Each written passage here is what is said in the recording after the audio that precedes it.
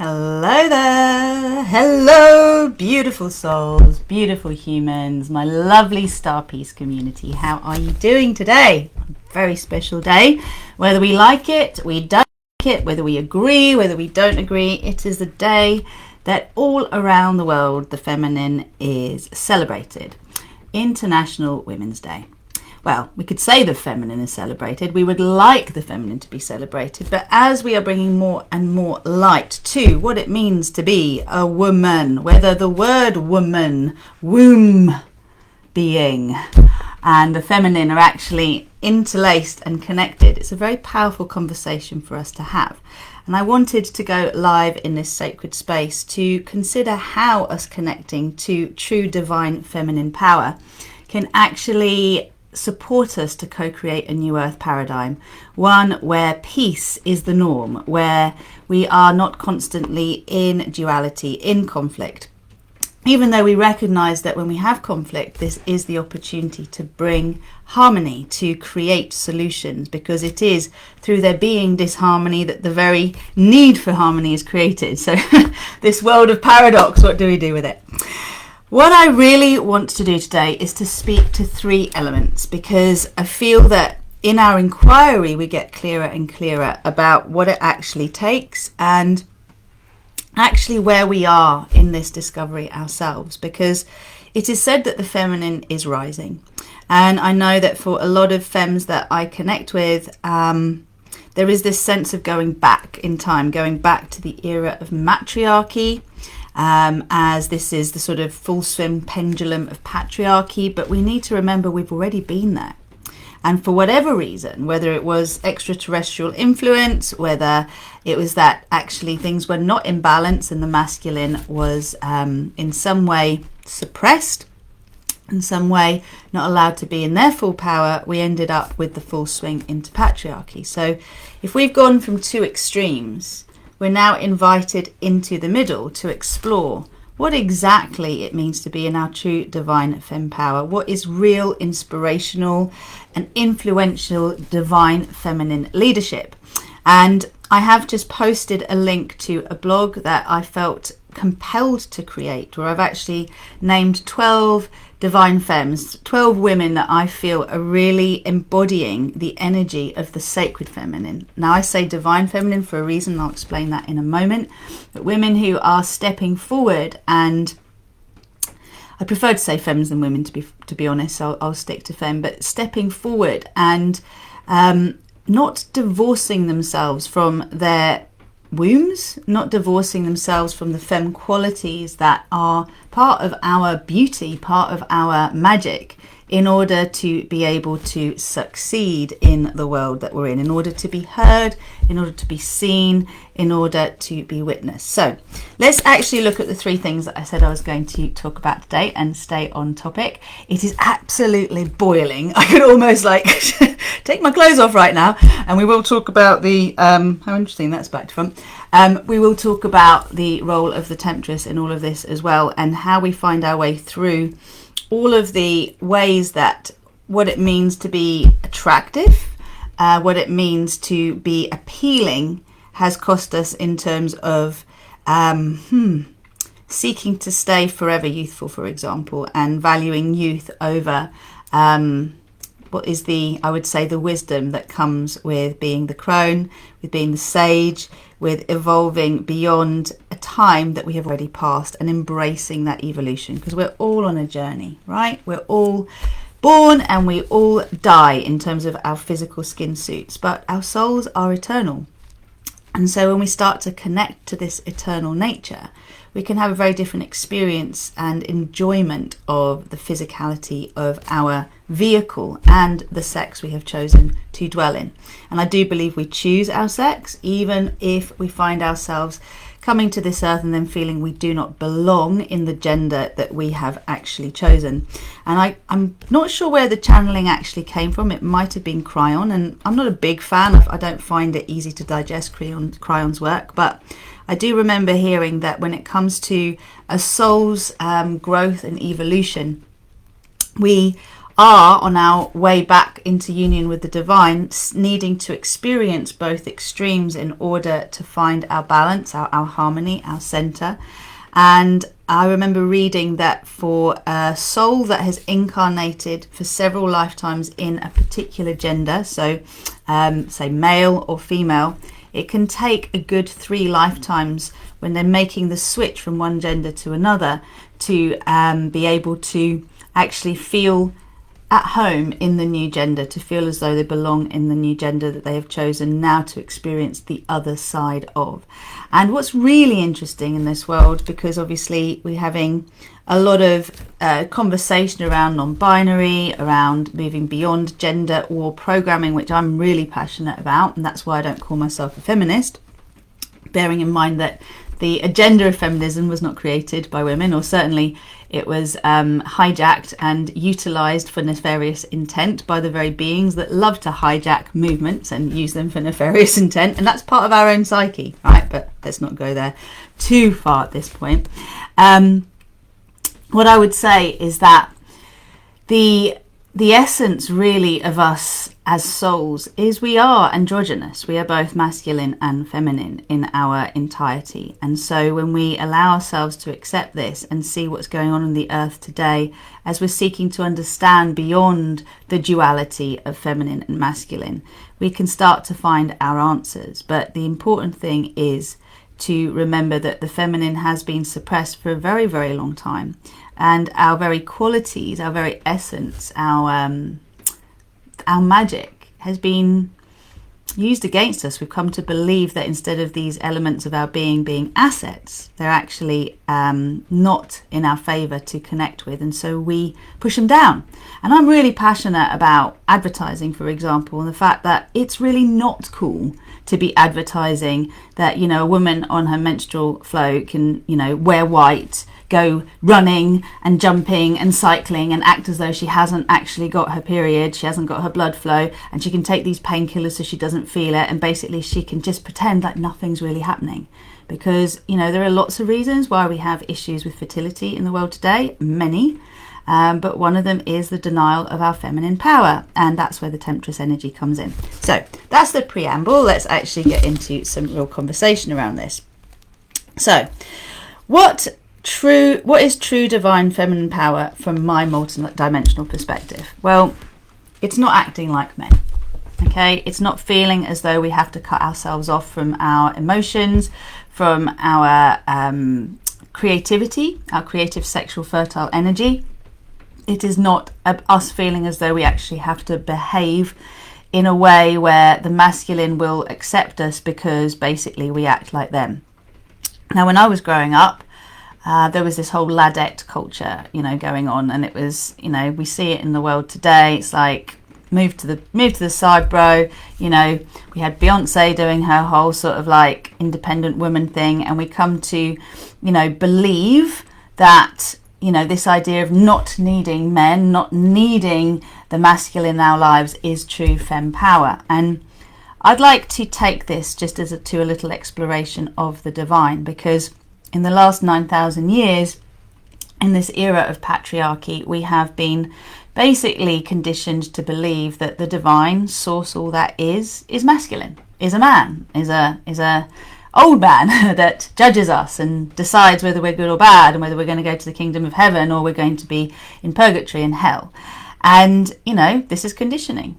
In the end, what we believe, we experience as truth. Perception is reality. So what about the divine feminine? What about the element of the divine being both a nurturer, a creatress, and a creator and a destroyer, and all the elements required in order for life to be born and then for it to become something else? If you look at the cycles of nature, you know, for one season to be born and another season has to die. We go from spring to summer, summer to autumn, autumn to winter. There is a whole cycle of creation and destruction that is required. And we have come to favor certain elements of this cycle and not others. And that's because we have a pretty unhealthy relationship with pain. We don't like to manage it, to move through it, to accept it as a necessary part of life. And so we push it away. And in this patriarchal time, we have had women had their wombs removed because they were considered hysterical, because they spoke up for what they wanted, what they needed.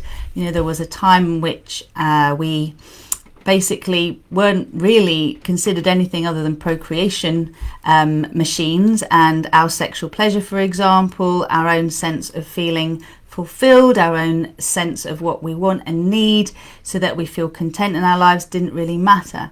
It was all about what the masculine wanted. And before that, we could argue it was all about the feminine, and the masculine didn't really have a voice, didn't really have their own sense of true power. And so we have ended up swinging to these extremes.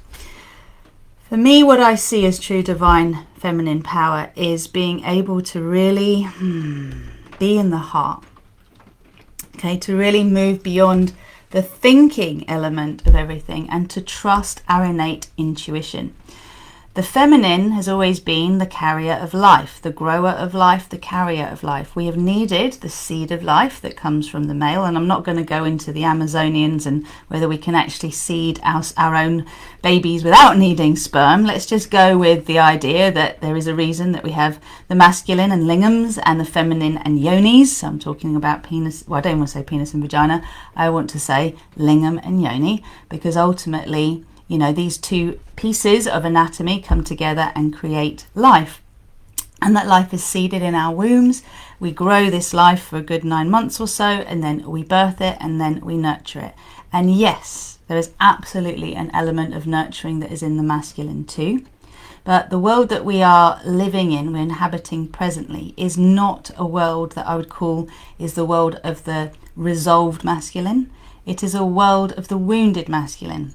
Some of these wounded masculines will even claim that they're toxic masculine, and I know I've used that term too. And by that, you know, one could say there is no real respect, no real reverence for the feminine and the divine feminine power, which is to know, to sense, without there being a reason, right? Without there being this proof that we can say, oh, well, this is why I know this. This is why I feel this. And these are our qualities in terms of clairsentience and clairaudience, clairvoyance, claircognizance. Claircognizance is about knowing something. You just know something. You don't know why it's true, but you know it. And clairsentience is feeling something to be true, knowing when something's off, not off, that feeling sense of when there's danger, when there isn't danger, without necessarily having had the evidence from our 5 senses around it. Now, there is the institution of heart math that has done a lot of research to prove that there are more receptor cells in the heart than there are in the brain, which means that the heart knows something is coming or is up or something's off before the brain can compute it with the various senses and through the nervous system. Now, the Italians believe that women feel with their wombs. We almost have a third brain in the womb. And we have this deep sense that we can marry between our heart and our wombs that allows us to be revered as, if you like, the beings that can be trusted as our deep inner sense. And this takes me to something I've been talking about in my coaching, which is inner sense is innocence. You know, if for a very, very long time we have been indoctrinated to believe that we are essentially born bad, we're born sinners, we're born embodying original sin rather than original pleasure, original innocence, you can see that this coding is in our DNA and it's playing out from one generation to the next. So my offering here when we talk about divine feminine power is the ability to speak truth without fear of annihilation, the ability to speak up and say, no, this is not the way to go. No, this is not best practice. And yet we know in our ancestry, we have been burnt at the stake. We've had our lives taken for this. And it's not just women, men too. There's a horrific history that humanity has been through. And so we can have compassion for why we seek to avoid pain at all costs. But at this stage of evolution, humanity is required to face the suppressed pain that has run through our bloodlines and has run through our soul memories too. I do not believe we have only ever existed on this earth as souls. Personally, from a multidimensional perspective, I accept myself as a starseed. I know I have lived many lifetimes in other star constellations, perhaps even in other universes, and I've come here to experience the joys and the challenges of being in physical existence. This physical planet is very dense, which means we do feel the extremes of pleasure and pain in a way that isn't so strong in other places. And again, whether you believe this or not, whether it's a kind of whatever, what is she talking about? It's really interesting, isn't it, to open our hearts and our minds to what else is possible. So when we consider the Divine Fem, I mean, the 12 women that I have cited as what I feel are truly in their feminine power as influencers and as inspiration, are women that speak up. They speak up in different ways. They're women that speak the truth of their hearts, that honor their wombs. They're not disconnected from their wombs. And they are not going to be shut down in order to fit the agenda of the wounded masculine. So now this does take us into that second point, which is how do we evolve beyond the glass ceiling of the wounded masculine, of the patriarchy. And it does require us to deal with our pain, our shame, the blame, the guilt, all of the suppressed emotions that are there lurking in our energy field and in our cellular memory, and to then develop the courage to live by the example that is trusting that what's in the past is in the past. And if we don't want to keep creating the past in the future, we are required to evolve beyond fighting, beyond blaming, beyond judging, beyond condemning. Because it's very easy to point the finger at the masculine and go, it's all their fault. Right? It's very easy to, I'm careful with my words because I've seen, a lot happen as I've spoken very openly, and I want my message to reach far and wide, so I can get in my ego and go, I'll say it, as I feel it. Who cares whether or not I'm censored? Well, in the end, I'm shooting myself in the foot, aren't I? In the end, I'm not able to reach as many as I would like to because, one, I don't have the money to be able to pay for lawyers to go and fight my cause for me, whether it costs millions or billions or hundreds of thousands.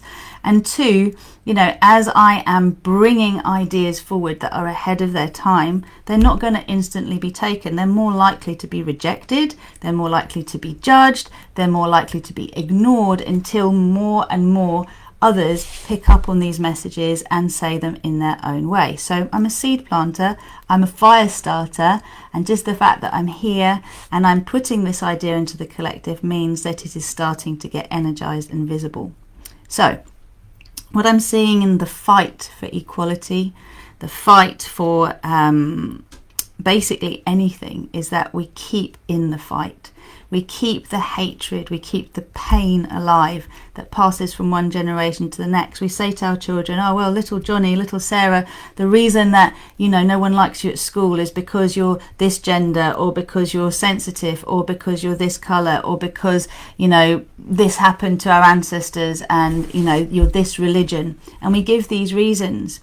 And I think it's very important for us to understand that our energy speaks for itself. Are we magnetizing? Are we repelling? Are we keeping stories alive through our subconscious expectations? The field of epigenetics now is one that can tell us a lot about how we pass on trauma from one generation to the next, how we pass on beliefs, how we even pass on fears. And, it's really relevant to understand that what might have been really good advice a few generations ago is not actually good advice today. So we have to review our inherited legacy and say, is this really what we want today? Is this really what we need today? Those who are doing the worst in this world today, okay? Those who are, in our opinion, creating the most distortion, the most pain, the most suffering, we could call them the powers that should not be, are wounded themselves. They're not only wounded, they're manipulated. They're manipulated by unseen forces from my multidimensional perspective. Let's just say that Star Wars is real. let's just say that in our galaxy and in our universe, there are ETs that, you know, support the light and will basically flow through us and allow us to act as conduits of the light. They'll support us, they'll energize us. And equally, there are those of nefarious intent that feed off fear, feed off suffering, feed off slavery, feed off our own demise, feed off our addictions, feed off our limiting beliefs. And they have absolutely no intention of letting go. They'll keep feeding those stories because this is what they basically use as fuel. Now, if there's equal play in our universe, our galaxy, wherever you want to go with this, who's going to win? As always, it's going to be who we energize. It's going to be the voices in our heads that we choose to listen to the most. The in desire to follow the heart, even if the heart brings us to suffering, brings us to a temporary experience of suffering. This is how we grow and we evolve, because for us to move beyond duality into oneness, which is what I believe the divine feminine, true inspiration, true influence from this fem power is all about, we are going to need to see things from the other perspective, other than our own, to be able to see how we've got to where we've got to. And that's how we'll be able to bring in compassion, forgiveness and discernment, and to align with being accountable, transparent and in integrity. So can we embody these qualities as divine femmes? Because from my point of view, these are the qualities of divine human leadership. When it comes to co-creating the new earth, what we're actually doing is we're saying, what don't we want to take with us from this world? Okay, so we know we don't want this and that. We know we want, you know, for example, to appreciate that women have a much harder time than men in the workplace. As mothers, there's a lot more that rests on our shoulders in terms of juggling our children's curriculum, their activities, their happiness, their well-being, the roles we play at work. We don't get given the flexibility that is required for us to also put ourselves first. And, you know, it is time now for that to change. And one of the key things I see in the new earth is just how fundamental we will recognize it is that education really is about communication. It is about conscious relationships. It's about learning what it means to be a conscious creator of life from the very moment we think about wanting to bring life to this world. That before we even conceive of bringing children into this world, we recognize we need to be happy, healthy and wealthy in ourselves. And when I say wealthy, I mean that we're connected to the thrive paradigm rather than the struggle paradigm. And this is all about what fuels us. Is it oxytocin, the love hormone? Are we predominantly parasympathetic nervous system dominant? Or are we running on fumes? Are we running on adrenaline? Are we running on basically, you know, the stress of potential attack? Because our outer world is reflecting our inner world. And the hardest thing for us femmes to accept is, as much as a lot of the toxicity in this world has been, if you like, instigated by the wounded masculine, we are the ones propelling it. There's nothing worse in my eyes, and having spent a lot of time in the maternity world, going to births and seeing how a woman will say to another woman, get on the bed, do as you're told, be quiet, you shouldn't be making a noise, you're suffering in labour because you're meant to suffer because, you know, Eve ate of the apple, and all the other nonsense I've heard. It's one thing for the masculine to disempower the feminine. It's quite another thing for the feminine to disempower the feminine. And, you know, I want to actually bring up one of the MPs. I'm not going to say the names, but she basically, I remember seeing a little clip that went round, you know, probably the back end channels, not the front end social media channels, that was basically this MP calling the PM a liar. And she was doing a great job of it. Basically, she had the evidence and she was saying, you know, what's the deal here? You are lying. And then another woman, dressed in her garb in the House of Commons, is basically going, order, order, you can't say that in this court. You cannot say that in this house. You will be taken out. And I'm like, sister, own it. What is going on here? Can you imagine if we all gathered together and went, this is not okay. There's not enough evidence. What you're saying to us is to act on blind faith with dodgy science. And you're asking us to then propel this agenda of yours because it suits you, whoever they are. And they might be wearing the skin suit of a man, they might be wearing the skin suit of a woman, they might be wearing the skin suit of someone transgender. Whatever the skin suit is, are they in essence, in integrity in their word and action? Do they look the part? Is a health minister looking healthy? If not, why on earth are we listening to them?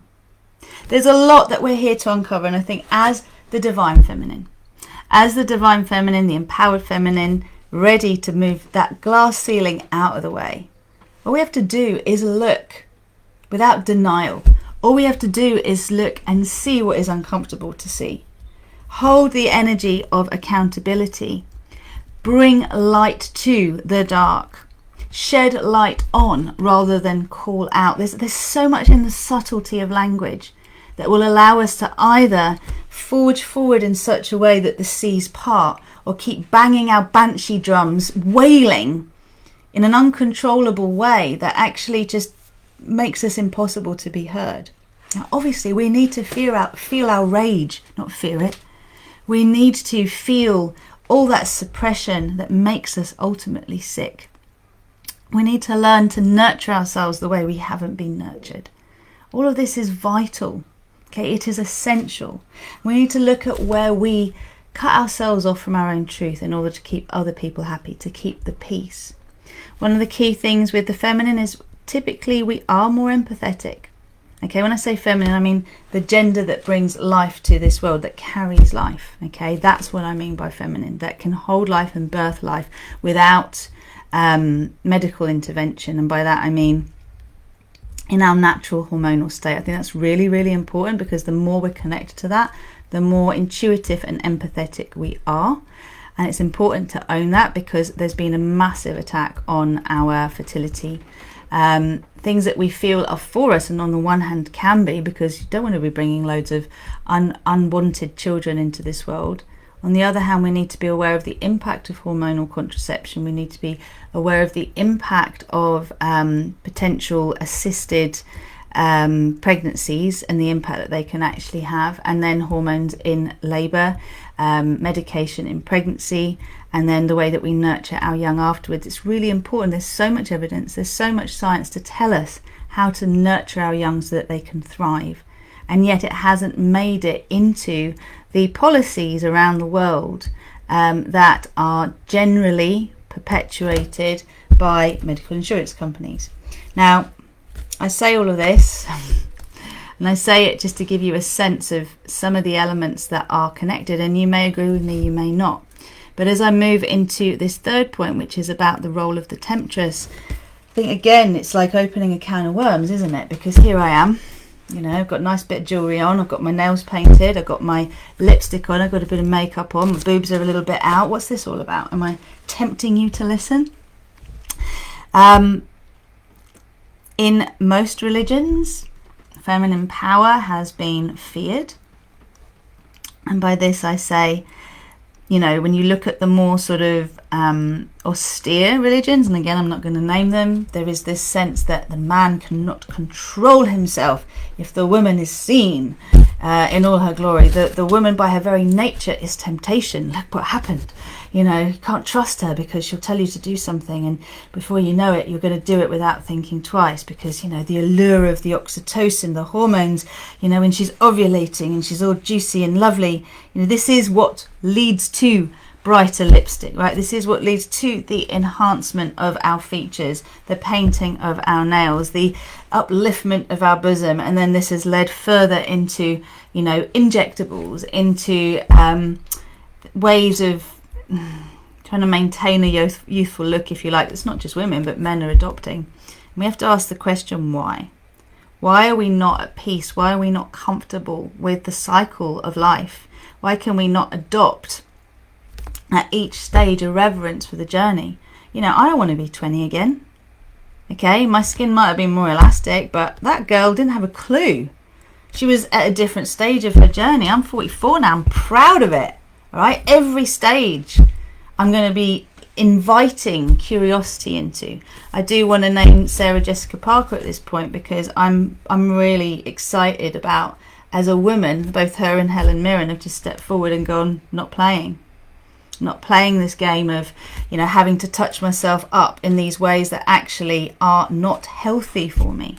I mean, I can say to you to justify what I do, well, my nail varnish is non-toxic, my makeup's non-toxic, it's all mineral based, it's cruelty free, that makes me feel better. But you know I like to touch up my look, right? I know I do, right? I know I don't feel good when I'm feeling frumpy. That's not necessarily the result of me putting makeup on or not, but we all know how there are different ways that we can make ourselves feel better. This has got to the extreme though, where we're looking at more permanent shifts that have consequences.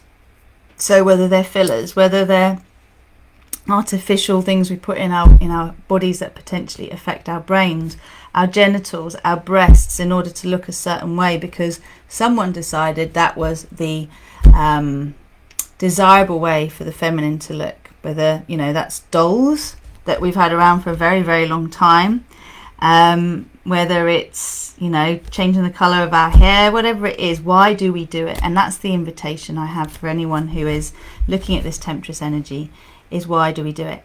Now, I have a tattoo on my back, which I got when I was 24 years old. And the tattoo is of a goddess called Mohini.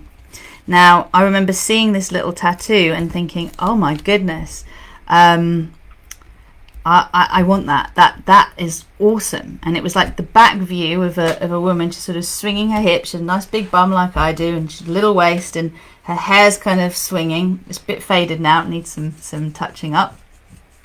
And at the bottom of the description of this particular image that I saw in a little book, it said she tempted the world into creation. And I thought, oh, I love that idea.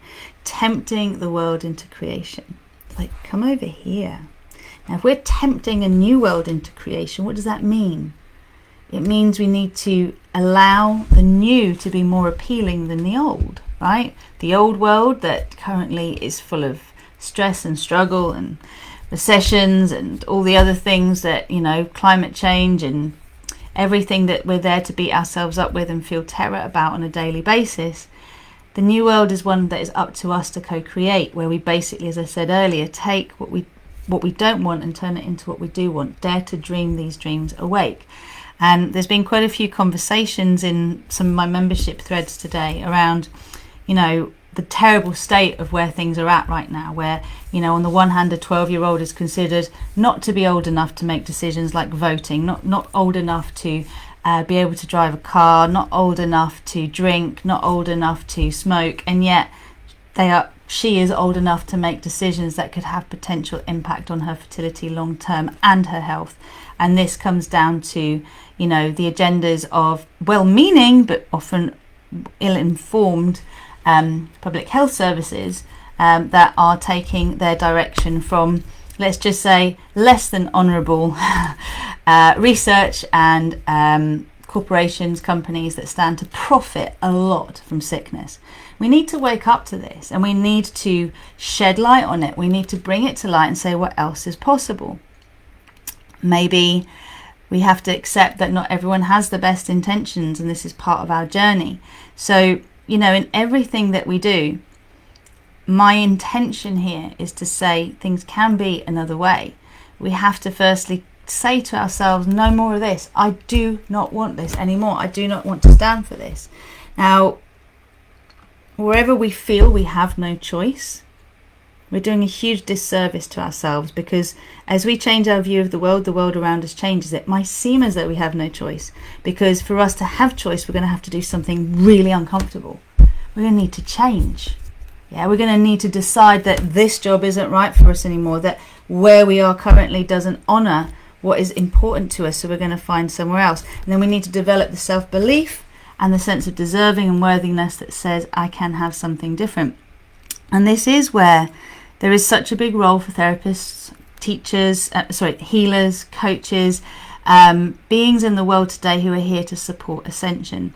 And, you know, it is, I think, $1 billion industry, so it's very easy for people to become cynical when maybe they've trusted someone in the past and they haven't felt they got the results they wanted, or they were promised the earth and what they got in as a result wasn't really what they had in mind. But again, there is a level of self-responsibility here. There is a level of, one, not blaming ourselves, being able to state what we want and need, being able to state when we feel our needs have not been met, being able to ask for help and not to see this as a weakness, right? And being able to share where we're struggling and actually we want to thrive.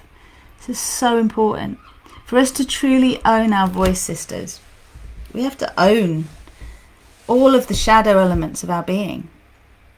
We have to own where we have suppressed our own truth to keep others happy, where we put others' needs ahead of our own, where we forget that if we do not prioritize ourselves, if we do not truly value ourselves, we're no good to anyone, including our children, our partners, and all those we love long term. So this sort of sense of really valuing yourself as the center of your world is absolutely essential. And I feel that at this point, the more we inquire into the qualities of the divine feminine as something that is synergistic with the qualities of the divine masculine. What does a resolved feminine look like? What does a resolved masculine look like?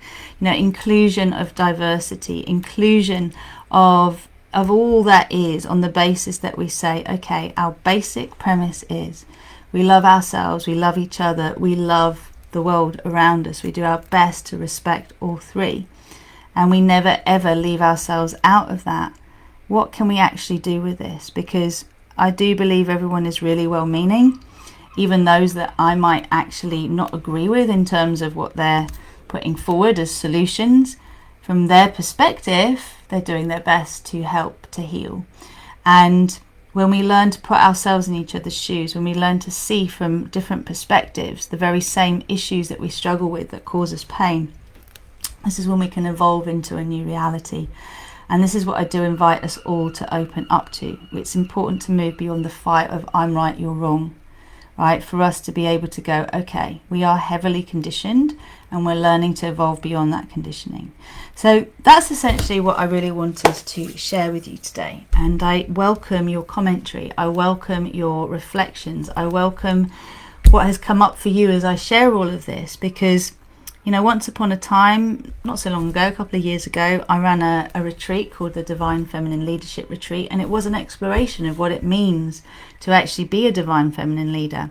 Part of it was looking at what we value. So, you know, a lot of the femme that's rising really wants to own their inner Magdalene and, you know, bring to light the fact that Magdalene was branded to be a whore, right? It was branded to be in some way someone that Jesus looked down on. I'm saying Magdalene because the Christian faith is the one closest to what I've grown up around, but depending on the faith you have been most around, there'll be your own stories. And basically, we're kind of learning that the stories we've been told are distorted. Even the stories we've learned in school, the stories we've learned in study, the stories we've learned as part of our training are distorted. We have history, not her story, not our story, right? And it is time for us to recognize that perhaps what we believe is absolute essential truth isn't. And it's good for us to review that as it comes up. Now, as I move forward on my journey, my passion at this point is really to recognize that I feel the root of all suffering is our disconnection to source, to the divine, to the frequency of love and harmony. Now, harmony is allowing everything to coexist, but there being this sense of, oh, it all fits. There is a place for everything, right? And this is why Star Peace Utopia exists. It's the conversation of what would your personal paradise look like right now? What would your collective paradise look like right now? Like, if you had a vision for the world, what is it? And, you know, for me, it is very much about us recognizing that we have these distortions. And so many of the women that are revered as influential today and inspiring today, I see, depending on which search engine I look up and I put influential, inspiring women, are actually just propelling agendas of an old paradigm that really isn't going to serve our empowerment and our sovereignty long term. So there's a lot of political figureheads that have been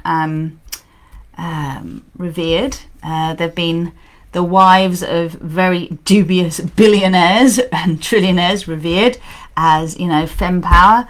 There's been those who are propelling old financial agendas, old paradigm agendas of control, as amazing women that have kind of made lots and lots of money for you know, corporations, etc. That, you know, I have to ask the question, is that really a good thing? Is that really what we want to be promoting? Is that what equality is about, that a woman does what a man does, and that what that is actually really not good for humanity, not good for the environment, not good for our liberation?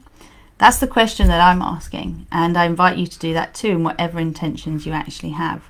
And, you know, if you want to start to create some space in your life for your soul to lead your consciousness, rather than the programming, the limited conditioning that has to this point run you, because it runs all of us until we ask what else is possible, then, you know, this is what my passion is all about, and I invite you to get in touch with me about that. You know, I invite you to inquire as to what is available to you, whether that's the retreat that I have in Santorini in May, which is all about creating the space to hear your soul speak to you and actually help you move forward in the direction that's going to be for your highest good, the most graceful and easy direction, and through you self-nurturing, also activating the paradise codes on this planet and the land that we're going to be at.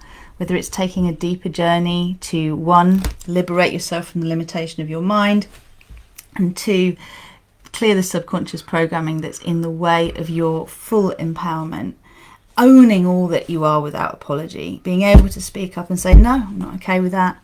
There must be a better way. I am going to co-create it with you. I'm not going to fight with you over it. I'm going to co-create it with you.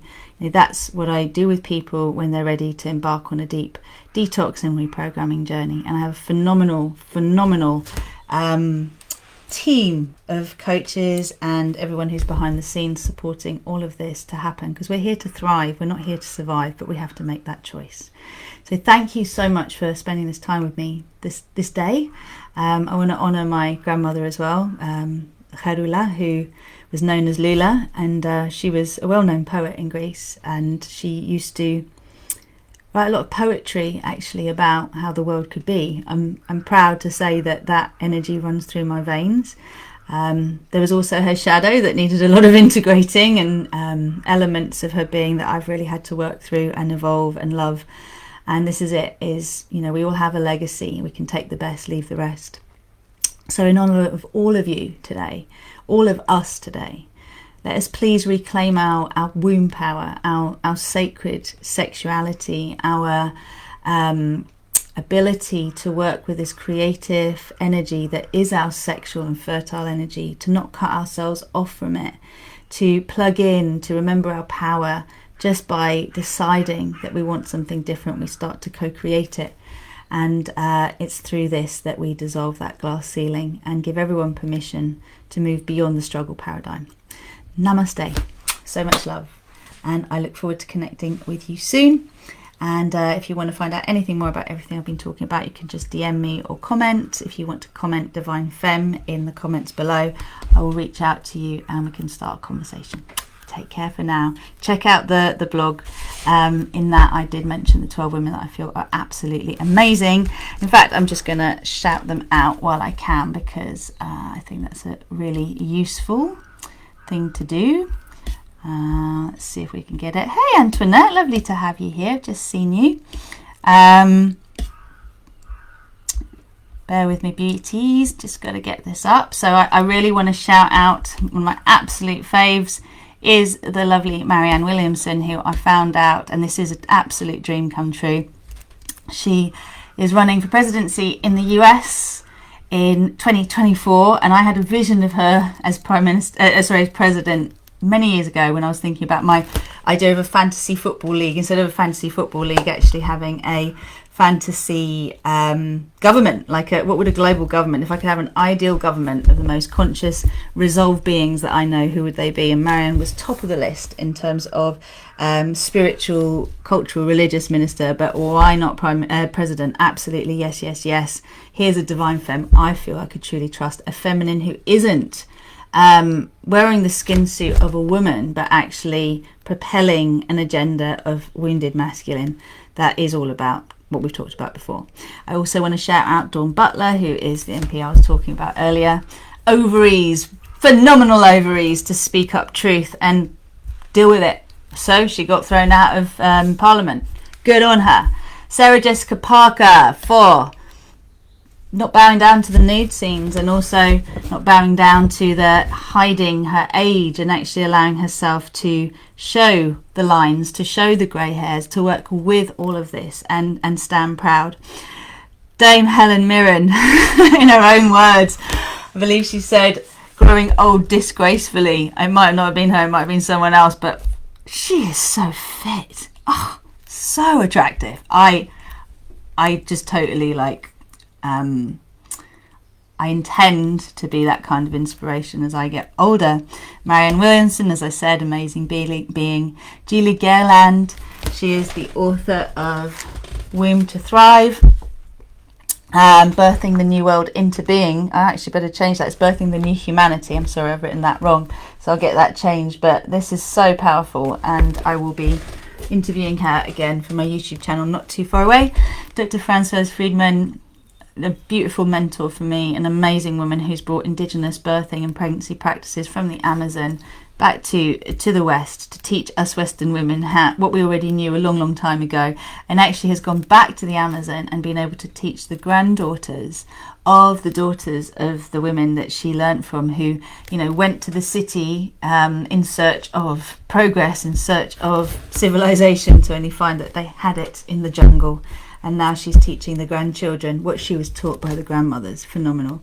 Anne Baring, oh my goodness, check her out. Here's a historian who, I can't remember the exact story here, but I believe she's the first woman at Oxford University. So Dr. Francoise Friedman is a medical anthropologist at Cambridge University, whereas Anne Baring is a historian who studied at Oxford University, and she does this amazing job of explaining the lunar era of matriarchy, the solar era of patriarchy, and then the star children era of uniarchy, is what I call uniarchy, the divine child. Thank you very much, Sarah Woodsworth, for coining that phrase. Vandana Shiva, amazing woman who is shedding light, bringing light to, and you know, it's hard for me to say calling out the lies, but basically exposing the agenda of the wounded and toxic masculine, particularly when it comes to climate change, particularly when it comes to world health policies. And yeah, she's amazing what she's doing. You can check her out. Alexandria Ocasio-Cortez. Whoa, have you seen her in court? Look her up on YouTube and just look her up as she speaks to those on the dock in court and just calls them accountable. Absolutely amazing. And of course, how often do these powerhouses then start getting bad press and discredited because they dare to speak out against what is going on, shed light and say, nah, this is not acceptable. Ingrid Arna, phenomenal coach, who's really inspired me lately. I just really appreciate her, just her audacity and her voice, her outspoken voice, and the love. Like, the thing is, it's one thing to be outspoken, it's another thing to actually still have love and nurturing coming through what you're saying. And I really feel that coming through from her in terms of her heart and her womb. So I really wanted to speak up to her. Yoko Ono. So Yoko Ono, wow, amazing woman, who ultimately hasn't ever stopped sharing the frequency of peace. She actually created an album called Star Peace, which, when I was doing research on the download I got around Star Peace as a movement, discovered that she'd done this album, created it, and yeah, huge inspiration you can check out. And finally, but certainly not least, Camilla Alves McConaughey. I was very honoured to be one of the 12 most inspiring women to look out for in 2022, according to the New York Weekly Times. She was also in there as number 12. And she is Matthew McConaughey's wife, but let's not make that her title, because actually what I feel most inspired about her is her capacity to bring her nurturing through everything that she does. And when I see couples working together in what I see their divine femme and divine masculine power, it's really inspiring. And it was particularly the way that they handled, they decided, well, you know, she stepped forward to support her masculine, and nurture him, and together they did something phenomenal when it came to the last gun shooting in Texas, at a school in Texas, and they actually brought congressmen and women from both political sides together over food, because this is Camilla's big thing, to actually hear each other out and to put the party politics aside to seek out a solution as far as gun legislation in the US comes about. It's well worth checking out the article that Matthew McConaughey wrote, and also please check out Camilla on Instagram. She's amazing. I love you, sisters. Shine bright today and every day. Yes, you are worthy and deserving of all that you long for. It's true for all of us. I love you so much. Thank you for being a part of this. And if you'd like other women, other sisters, other femmes to hear this, thank you for inviting them into this star peace space to co-create reality together. You're amazing. I love you. Take care.